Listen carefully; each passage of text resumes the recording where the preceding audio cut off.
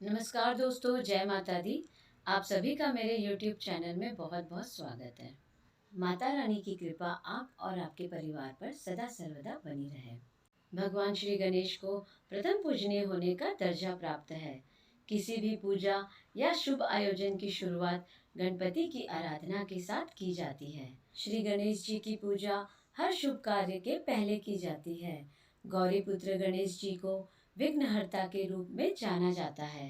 दोस्तों, यह तो हम सभी जानते हैं कि गणेश जी की दो पत्नियां हैं, लेकिन काफी कम लोग यह जानते हैं कि उन्होंने दो विवाह क्यों किए थे और किस श्राप के कारण गणेश जी को दो शादियां करनी पड़ी। एक बार भगवान श्री गणेश घने वनों में बैठकर ध्यान कर रहे थे। वहां से देवी तुलसी जी जा रही थी और गणेश जी को ध्यान करते हुए देखा। गणेश जी की विचित्र छवि ने तुलसी जी को बहुत अधिक प्रभावित किया। तुलसी जी ने भगवान श्री गणेश से विवाह करना चाहा। ध्यान से उठने पर भगवान गणेश जी से देवी तुलसी जी ने कहा कि हे प्रभु, मैं आपसे विवाह करना चाहती हूँ, कृपया मेरा प्रस्ताव स्वीकार कीजिए। भगवान श्री गणेश जी ने देवी तुलसी जी से विवाह करने के लिए मना कर दिया और उनका प्रस्ताव अस्वीकार कर दिया। गणेश जी ने कहा कि मैं ब्रह्मचारी हूँ और मैं आपसे विवाह नहीं कर सकता। इस बात पर तुलसी जी क्रोधित हो गई।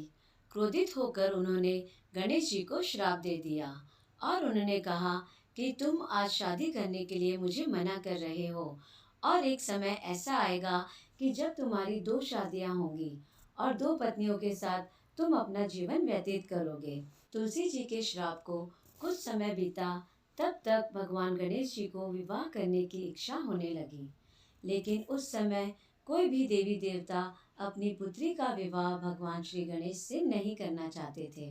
गणेश जी का गजमुख दो दांतों के साथ शोभायमान होता था, परंतु एक बार भगवान परशुराम ने क्रोधवश उनका एक दांत फरसे से काट दिया था, जिस कारण से गणेश जी एक दंत या वक्रतुंड कहलाने लगे। लेकिन उनके इसी एक दंत और लंबोदर रूप के कारण कोई भी उनसे विवाह करने के लिए तैयार नहीं होता था।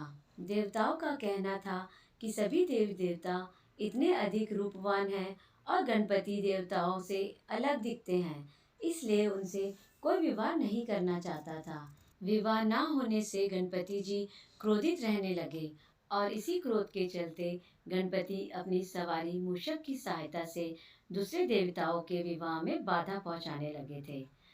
इस समस्या का हल ढूंढने के लिए सभी देवी देवता ब्रह्मा जी के पास गए और ब्रह्मा जी ने सभी देवी देवताओं और गणेश जी की समस्या का समाधान निकाला।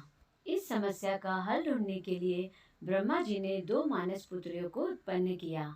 उनका नाम रिद्धि और सिद्धि रखा और इन दोनों पुत्रियों को यह आदेश दिया कि जब भी भगवान श्री गणेश किसी देवी या देवता के विवाह में विघ्न डालने लगे, उस समय उनका ध्यान किसी और विषय में केंद्रित कर देना, ताकि श्री गणेश जी की वजह से विवाह में कोई विघ्न न आए।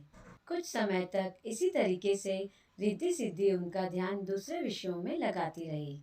जब भगवान श्री गणेश को ध्यान आया कि रिद्धि सिद्धि की बातों में लगकर सभी देवी देवताओं का विवाह हो गया और वह अविवाहित रह गए, तो उन्हें बहुत क्रोध आया।